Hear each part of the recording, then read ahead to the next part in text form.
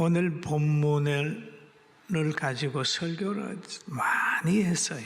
엄청 많이 했습니다. 동방 박사들이 별을 보고 베들레헴에 와서 예수님께 황금과 유황과 몰약을 드렸다 그래가지고 연극도 하고 그랬는데,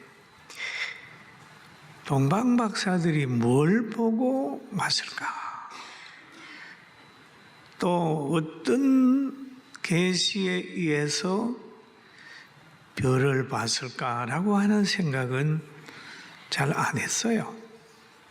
그런데 이번에 말씀을 준비하다가 보니까 동방 박사들이 늘 별을 보면서 연구하게 되는 것은 바로 모세 오경 중에 하나인 민수기 24장 17절을 봤다, 그렇게 생각이 들어요. 그 내용을 보면 이런 말이 있어요. 한 별이 야곱에게서 나오며 한 규가 이스라엘에게서 일어나서 라고 하는 내용이 민수기 24장 17절에 기록이 되어 있어요. 그러니까 성경을 하나님의 말씀으로 믿고 연구하는 사람들은 이스라엘에게는 분명히 별이 나타난다 라고 하는 늘 생각을 가지고 연구하다가 보니까 어느 날 갑자기 별에 이상한 변화가 오니까 동방 박사들이 이 말씀을 의지하면서 별을 따라서 지금 예루살렘 통해서 베들레헴으로 경배하러 오는 거거든. 그런 내용이거든요. 그래서 오늘 성경에 보니까 헤롯 왕 때에 예수께서 유대 베들레헴에서 나심에 동방으로부터 박사들이 예루살렘에 이르러 말하되라는 말씀이 있어요. 유대의 왕으로 나신 이가 어디 계시냐? 우리가 동방에서 그의 별을 보고 그에게 경배하러 왔노라 라고 했. 그의 별을 보고 그에게 경배하러 왔노라. 그러면 별의 인도함을 따라서 지금 빛으로 오신 예수님, 구주로 오신 예수님, 한 규의 능력자로 오시는 분을 경배하러 왔다 그랬어요. 그러면 이 별의 역할에 대해서 계시록에서는 이렇게 얘기를 합니다. 계시록 소아시아 7교회의 교회 중에 하나인 에베소 교회에다가 하나님께서 사도 요한을 통해서 미래에 일어날 일에 대해서 기록한 내용이 있는데, 거기에 보면 에베소 2장 1절에 에베소 교회의 사자에게 편지하라. 오른손에 7별을 붙잡고 7금 촛대 사이로 거니시는 이가 이르시되, 그렇게 7별을 붙들고 그랬죠. 그래서 1장 20절에 보니까 그가 본 것은 내 오른손에 7별의 비밀과 또 7금 촛대라. 7별은 7교회의 사자요 그랬죠. 7교회 보낸 하나님의 사람이요 그랬어요. 그런 것처럼 이 별은 뭘 하냐? 항상 사람들을 예수님께로 인도하는 역할을 하는 거예요. 별은 지도자를 의미하는 겁니다. 별, 지도자를 의미하는. 별에는 뭐가 있느냐? 하나님이 그 지혜와 권세를 주는 거예요. 한 별이 야곱에게서부터 나와서 한 규가 이스라엘에게서 일어나서 라고 하는 말이 있죠. 그 한 규는 뭐냐 하면 강한 권세, 절대적인 권세, 이스라엘에서 일어나는 큰 건세를 의미하는 거죠. 그래서 이 동방박사들이 지금 이 별의 인도를 따라서 예루살렘을 향하여 지금 오고 있습니다. 그런데 고고학자의 말을 빌려보면 당시에 그 왕이 있는 곳에 주위에 한 여러 먼 거리에는 항상 검문소가 있다는 거예요. 혹시 왕을 누가 테러할까봐 검문소가 있는 거죠. 길목마다 지키고 있어요. 알기 쉽게 얘기하면 우리는 옛날에 서울에도 보면은 4대 문이 있어서 문을 통해서 들어가잖아요. 그런 것처럼 길목마다 지키는 사람이 있는데 동방에서 박사들이 이제 베들레헴으로 예수님 경배하러 가는 거예요. 별의 인도함을 따라오다가 거기에 그 문소에 온 겁니다. 그 문소에 오면 당연히 물어보죠. 너 뭐하러 왔냐? 물어봤을 때 바로 우리가 유대인의 왕으로 나신 이를 경배하러 왔다 라고 얘기를 하니까 그것이 왕에게 보고가 됐겠죠. 헤롯이 오라 그래라 해서 왕궁으로 가가지고 헤롯하고 대화한 내용이 있어요. 오늘 본문이지요. 그 헤롯을 만나서 동방박사들이 물어봅니다. 유대인의 왕으로 나신 이가 어디 계시냐? 우리가 동방에서 그 별을 보고 그에게 경배하러 하려 왔노라 하니 그랬죠. 그 헤롯 왕은 이 말을 듣고 소동하는 거예요. 이 말을 듣고 소동할 수밖에 없는 것이 지금 유대인을 지배하고 있지 않습니까? 그런데 유대인의 왕으로 났다고 그러니까 그거는 유대인을 해방시킬 왕이라고 생각을 하게 되면 지배자가 생각하기는 경기한 일 아니겠어요? 소동하는 거예요. 그래서 성경에 보면 예루살렘이 소동한지라 듣고 소동했다. 헤롯 왕과 온 예루살렘이 듣고 소동했다. 헤롯은 정치적인 입장에서 유대인을 해방시킬 지도자라고 생각을 해가지고 소동했습니다. 그러나 예수님은 정치 지도자가 아니라 영적으로 사람을 구원하실 분인데 오해를 하는 거죠. 네, 오해를 하는. 그러나 유대인들은 또 나름대로 우리를 해방시킬 사람이라고 생각하니까 예수님을 보면 기대를 하게 된 거죠. 한 사람이나 한 사건을 볼 때 소속이나 관점에 따라서 느낌이 전혀 다른 것입니다. 예수님을 기뻐하는 사람, 또 예수님의 태어남을 불안해하는 사람들이 있을 수 있어요. 그러니까 헤롯은 예수님이 태어났다고 하는 말을 듣고 장소를 물어봐도 동방박사들은 모르는 겁니다. 왜? 하나님이 안 알려줬어요. 별을 따라서 갈 뿐이지 장소는 안 알려줬습니다. 그래서 이제 동방박사들이 떠난 다음에 헤롯이 장소를 알려고 그곳에 있는 사람들을, 제사장들도 또 성경을 연구하는 사람을 불러 물어봅니다. 야, 그리스도가 어디서 태어나냐? 물어봤어요. 그러니까 그들은, 성경을 연구했던 이들은 미가서 5장 2절을 인용을 해가지고 헤롯에게 정보를 제공하는 겁니다. 미가서 5장 2절에 보면 이런 내용이 있습니다. 같이 읽어봅니다.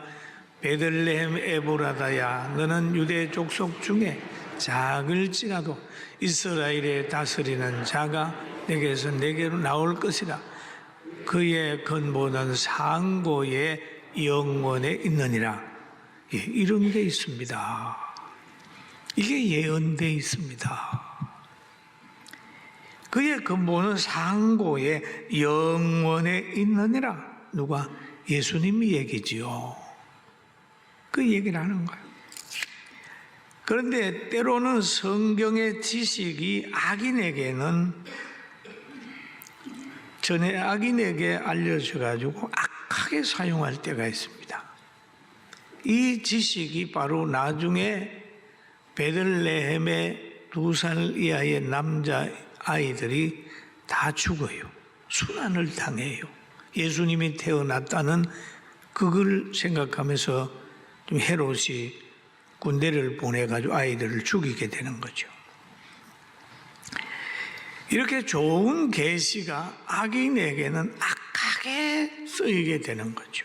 여러분, 물을 양이 먹으면 젖을 만들고 독사가 먹으면 독을 만들고 칼이 주방장에게 들려지면 요리를 해서 모든 사람을 기쁘게 하지만은 강도에게 들려지면 나쁜 일을 하는 거예요.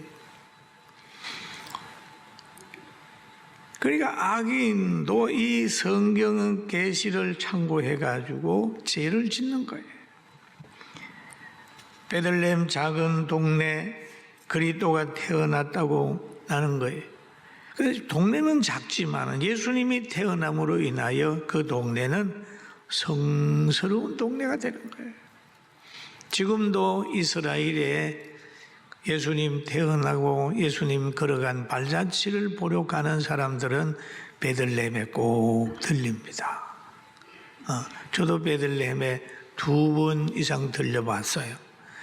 베들레헴에 가면 조만한 그런 여관이 있습니다. 거기에서 잠도 자고 그러는 거예요. 왜 그러냐? 예수님 계셨기 때문에 그 동네는 유명한 동네가 됐죠. 예수님 계신 곳이 큰 것이고 예수님 계신 곳이 안전한 곳이고 예수님 계신 곳이 거룩한 곳이에요. 할렐루야. 예수님 계신 배가 풍랑을 만났을 때 예수님이 일어나서서 바람과 바다야 잔잔하라 그랬더니 바람과 바다가 잔잔하게 됐어요. 그리고 예수님 탄 배로 인하여 그곳에 고통당하는 모든 어부들과 배들은 안전하게 되어 있습니다. 여러분, 오늘날 교회가 깨어있고 교회가 하나님의 뜻을 잘 감당하게 되면 대한민국 문제 없습니다. 회복됩니다. 여러분, 한 분 한 분이 그리스도의 영으로 무장하고 계시면 지금 가정에 풍랑이 있다 할지라도 그 풍랑은 잔잔하게 되고 미래는 아름답게 될 수 있어요. 할렐루야. 그게 성경이 우리에게 가르치는 원리예요. 그리고 또 이 동방박사들은 보면은 예수님을 찾아온 동기가 참 좋아요.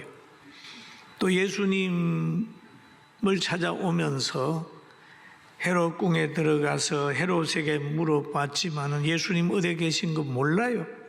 자신도 모르고 그들도 모릅니다. 왕궁을 벗어났을 때에 문득 자신들을 인도하던 별이 나타났어요. 그러니까 그들이 동방박사들이 그 말이죠. 별을 보고 매우 크게 기뻐하고 기뻐하더라. 한번 읽어볼까요? 그들이 별을 보고 매우 크게 기뻐하고 기뻐하더라. 왜 기뻐했을까요? 왜 기뻐했을까요? 예수님을 만난다는 기대 때문입니다. 예수님을 만난다는 기대. 하나님의 말씀을 사랑하는 사람, 예수님을 바르게 깨닫길 원하는 사람은 성경을 가르치는 사람을 만나면 기뻐해. 교회를 사랑하게 되고 말씀 전하는 기간을 사랑하게 되고 귀하게 여기게 되고 그렇게 되는 거예요. 제가 경험을 해봤어요. 예수 믿기 전에는 교회를 보면서 아무 생각이 없었어요. 오히려 교회 나가는 아이들 보면 좀 이상하게 보여요. 힘도 없고 방역도 없고 그냥 비리비리하게 그렇게 보였는데 예수를 딱 믿고 나니까 다르게 보이는 거예요. 참 귀하게 보여요. 너무 귀하게 보여요. 그래 회개하고 예수 믿고 회개하고 성령 받고 나니까 생각이 달라져요. 교회가 귀하게 보이고 믿는 사람이 귀하게 보이고 어려움이 와도 더 신앙이 올라가고 그렇게 본성이 변해더라고요. 성령을 받으면요, 여러분 본성이 변합니다. 본성이 변. 무의식 세계가 변해요. 자기도 모르게 변하는 거예요. 행동도 달라지고 달라지는 것을 많이 체험을 했어요. 여러분 성령 받으라고 그러잖아요. 성령 받으면요 내면의 세계가 달라져요. 성령 받지 않고 이성적으로 예수 믿는 사람들 보면 그 인간의 생각과 판단과 환경에 따라서 자꾸 색깔이 바뀝니다. 도금한 것은요 찍든지 이렇게 걸든지 하면 속에 게 나와요.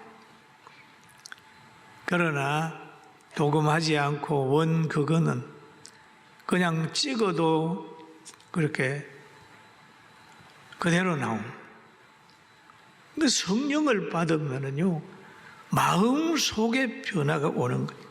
여러분 성령 충만히 받고 예수 믿읍시다. 성령 받고 믿으면 너무너무 좋아요. 기뻐요. 그래서 이 동방박사들을 보면은 막 기뻐합니다. 그의 기쁨은 최상의 기쁨이고 영원한 기쁨이고 담이 없는 기쁨이에요. 왜? 예수님을 만난다는 것 때문에 그런 거예요. 그래서 마태복음 1장 2장 11절에 그럽니다. 집에 들어가 아기와 그의 어머니 마리아가 함께 있는 것을 보고 엎드려 아기께 경배하고 아기께 경배하고 그렇지. 외모를 보게 되면 아기잖아요. 그 아기께 경배하고. 왜? 동방박사들은 비록 그가 아기지만은 그가 품고 있는 능력, 하나님의 아들, 그 신비적인 것을 봤기 때문에 무릎 꿇어 아기께 경배하고 엎드려 아기께 경배하고 보배함을 열어 경배하고 보배함을 열어 황금과 유향과 몰약을 드렸더라. 동방박사들은 무엇을 얻으려고 예수님 찾지 않았어요. 보통 예수님을 따라가는 사람 중에 무엇을 얻으려고 따라가는 사람들이 많잖아요. 병 고치기 위해서 예수님 따라가고 물질적인 거 얻기 위해서 따라가고 신비스러운 것 보기 위하여 따라가고 그러지만은 이 동방박사들은 예수님을 경배하는 거예요. 황금과 유황과 몰약으로 보배함을 열었어요. 동방박사들은 외모를 보지 않았어요. 예수님의 큰 신비스러운 신분을 보았어요. 예수님을 찾는 동기가 육신적인 게 아니었어요. 영적인 것입니다. 영원한 것이었습니다. 만약에 우리가 예수님 따라다니면서 육신적인 것만 얻으려고 하면 결국 가룟 유다의 길을 가요. 여러분 예수 믿는데 뭘 얻으려고 믿는 것보다도 처음에는 그렇다 할지라도 지금쯤은 이제는 얻는 것보다도 구원 자체에 감사하고 보배함을 열어서 하나님께 드리며 이웃에게 나눠주면서 그렇게 신앙생활하는 수준 높은 성도가 되기를 주의 이름으로 축원합니다. 축원합니다. 그래야 돼요. 예수님의 제자들 중에서도 얻으려고 따라다닌 사람, 예수님을 통하여 뭔가를 영광을 받으려고 따라다니는 사람들은 다 도망가 버렸어요. 예수님 잡히게 되니까 아니에요. 다 도망가 버렸어요. 가룟 유다는 은 30을 향해 예수님을 팔아버리기도 했어요. 그러나 예수님을 다니면서 죽고자 하고 따라다니고 초라고 따라다니는 사람이 있어요. 누가? 사도 요한입니다. 예수님이 재판받을 때도 따라가고 십자가 지는 그 앞에도 따라가서 실패하는 그런 모습을 있을 때도 따라가지. 그랬더니 하나님께서 그에게 복을 줬는데 사도 요한은요, 제자들 중에 제일 오래 산 사람이에요. 오래 산. 왜? 죽고자 하면 살아. 그가 요한 사무서를 기록을 하면서 이렇게 말을 했어요. 사랑하는 자여, 내 영혼이 잘됨 같이 내가 범사가 잘되고 강건하기를 내가 간구하노니라고 하는 거죠. 예수님 따라다니면 영혼 잘되고 영혼 잘되면 범사가 잘되는 거예요. 그리고 강건합니다. 환경을 이길 수 있는 강건, 모든 것을 볼 수 있다.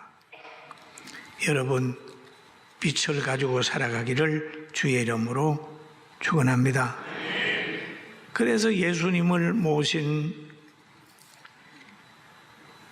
마리아와 요셉 또 보면은 헤롯의 계획을 알고, 요셉아, 헤롯이 베들레헴에 있는 아이도 죽이려고 하고 예수님 찾아 죽이려고 하니까 빨리 또 애굽으로 도망가라. 도망갔어요. 동방박사들 보고는 그러잖아요. 다른 길로 가라. 왔던 길로 가다가는 잘못하면은 헤롯에게 잡힌다. 다른 길로 가라. 사랑하는 성도 여러분, 성경적 가치관을 가지고 늘 바르게 판단하고 나라와 민족을 위해 기도하고 여러분 가정을 세워나가고, 성경에 그러잖아요. 여러분 가정을 향하여 부부간에는 사랑해야 된다. 남편을 존중하고 남편은 아내를 사랑하라. 남에게 보증 서지 말고 사람을 하나님처럼 의지하지 말고 좌절하지 말고 일용할 양식이 있으면 족한 줄 알고 이 땅에 있는 것은 영원한 것이 아니니 그게 인생 바치지 말고 그냥 즐겁게 행복하게 부부간에 행복하게 살고 부모님께 효도하고 자녀를 사랑하고 예배드리다가 금은머리 하얗게 빠릴 때 육신을 땅에 묻고 천국으로 오라 하는 이 하나님의 말씀을 들으면서 오늘도 소망 가운데 즐거워하고 한 해를 잘 마무리하고 한 해를 설계하고 성탄, 기쁨의 성탄 맞이하기를 주의 이름으로 축원합니다. 여러분은 이긴 자입니다. 우리는 행복한 자입니다. 우리에게는 희망이 있습니다. 이런 희망을 가지고 살기를 주의 이름으로 축원합니다.